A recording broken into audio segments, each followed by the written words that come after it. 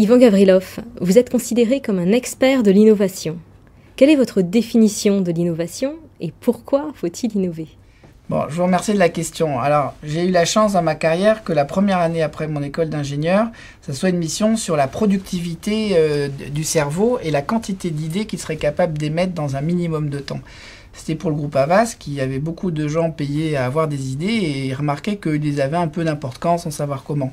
Et donc, j'ai eu le droit pendant un an d'aller interroger énormément d'entrepreneurs et aussi de publicitaires et de scientifiques pour savoir comment ils découvraient les choses, comment ils inventaient.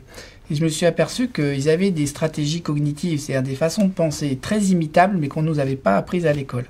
Alors, j'ai fait des logiciels à la demande du groupe qu'ils ont trouvé très cher à développer, donc ils m'ont dit crée ta société, ce que j'ai fait il y a 20 ans.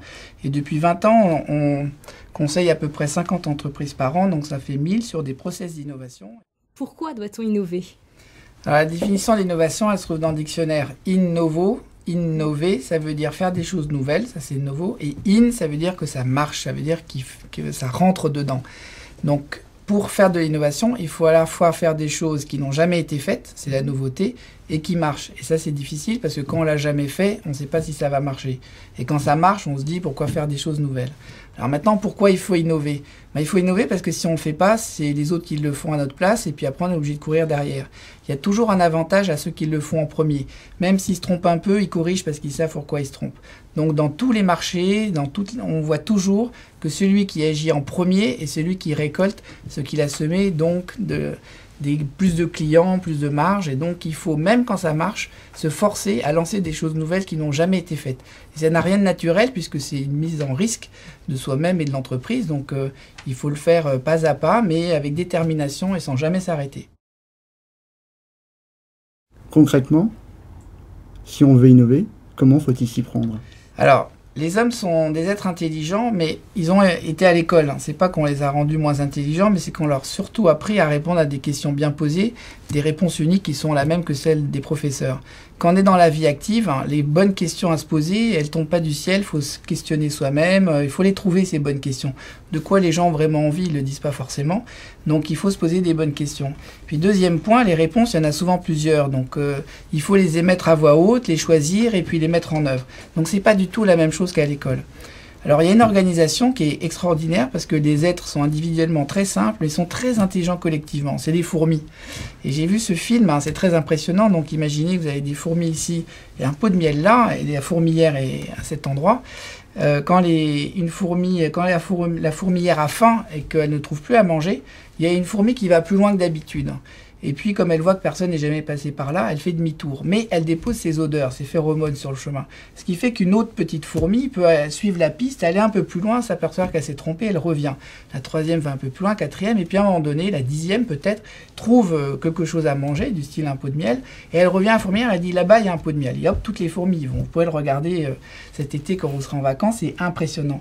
Qu'est-ce qui est formidable là-dedans ? C'est que les fourmis sont affamées, elles ont envie d'aller trouver quelque chose d'autre. Et nous, organisation, on a aussi envie de trouver quelque chose d'autre pour que nos clients soient plus contents qu'avant. Et comment ça marche ? Il faut qu'il y en ait un qui dise « je propose de faire ça, ça n'a peut-être jamais été fait, mais ça pourrait peut-être marcher et plaire ». Mais s'il le garde pour lui, qu'il ne le dit pas, les autres ne peuvent pas aller plus loin, même si ce n'est pas une réponse. Donc il faut qu'il dise « on va livrer avec des gants blancs » par exemple. Et au lieu qu'on lui dise « les gants blancs vont être tachés, c'est pas une bonne idée », quelqu'un dit « ah, on pourrait prendre des gants de couleur qui sont pas salissants ». Et là, il a fait un progrès. Puis quelqu'un pourrait dire « et dans telle matière, où on pourrait les changer tous les jours, on pourrait les offrir à nos clients ».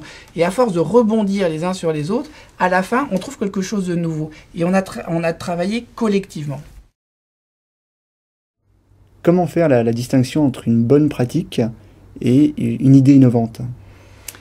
Alors, la bonne pratique, elle est déjà mise en œuvre à un endroit et on sait qu'elle marche. Donc, pour elle, ce n'est plus une innovation de continuer à la mettre en œuvre, mais il faut le faire, c'est un progrès acquis. En revanche, pour ceux qui ne l'ont pas encore fait, c'est nouveau. Donc, en fait, pour eux, c'est de l'innovation. Donc, les best practices, il faut absolument les faire connaître et les faire partager pour que tout le monde progresse au meilleur du meilleur. Puis, il faut continuer à innover, c'est-à-dire à chercher des choses qui n'ont encore jamais été faites et qui pourraient être faites. Donc, l'un n'empêche pas l'autre. Il faut mettre tout le monde au meilleur niveau en échangeant ce qu'on vient de découvrir. Et il faut continuer à rechercher des choses qui ne sont pas encore faites et qui sont d'innovation. Vous nous dites que pour innover, il faut sortir du cadre. Alors justement, comment peut-on sortir du cadre? Alors, c'est une vieille expression, enfin, elle date de 1967, date à laquelle un Anglais a inventé cet exercice qui est horriblement difficile. Donc je le dessine devant vous. Vous faites 9 croix, et la consigne, c'est de passer sur les 9 croix, en 4 traits droits, sans lever le crayon. Vous pouvez essayer, à chaque fois vous ferez 5 traits droits sans lever le crayon. C'est horrible. Et on a mis, ceux qui l'ont jamais fait, mettre des minutes, des heures, des jours, ils s'arrachent les cheveux.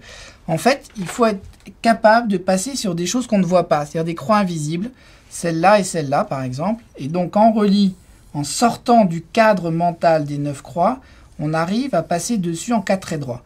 C'est très long, mais ça montre que l'imagination est capable de nous faire trouver des choses qu'on n'avait pas en tête avant de commencer. C'est ça la sortie de cadre. Comment répondre à une fausse bonne idée ou à une pratique qui n'a rien d'une innovation? C'est une question difficile. Ça pose la question de l'évaluation de l'idée. Je pense, comme je l'ai dit, que c'est le travail de ceux qui proposent des idées de montrer qu'elles sont bonnes. Parfois, on est devant des idées qui sont coûteuses à mettre en œuvre et on ne sait pas à l'avance le succès qu'on aura. Donc il faut comprendre que la décision puisse être difficile.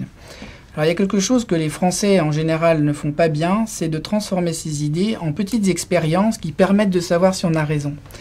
Et je pense que c'est à l'auteur de l'idée de proposer, non pas c'est à prendre ou à laisser, mais à dire je suggère tel type d'expérimentation qui ne coûte pas très cher.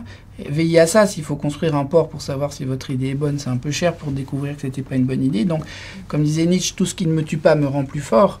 Si on peut montrer que cette idée, avant de la déployer, fonctionne, alors ça rassurera tout le monde de dire « Ok, on est dans le principe ». Donc essayez, en même temps que vous proposez une idée, de proposer le mode de validation de cette idée avec une petite expérience, et c'est souvent possible.